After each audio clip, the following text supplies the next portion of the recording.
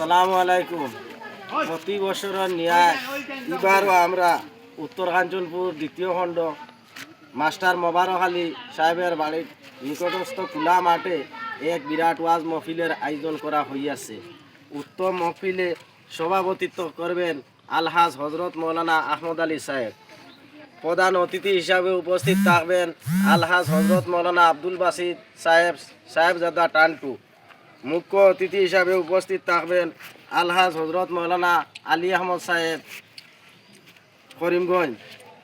সম্মানিত অতিথি হিসাবে উপস্থিত থাকবেন আলহাজ হজরত মৌলানা শাহিদ আহমদ সাহেব গোয়ালজুরি সাহেবজাদা।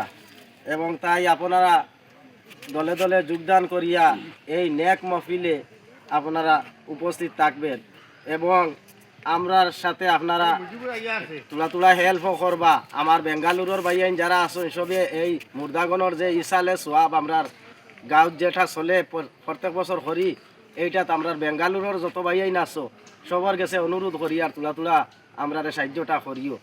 আর আপনারাও দোয়া পাইতায়, মা বাপর লাগি দোয়া করাইতায়, আমরাও করাইতাম লগে সবর সহযোগিতা কামনা করি। ইতিশ উত্তর কাঞ্চনপুর দ্বিতীয় খণ্ড।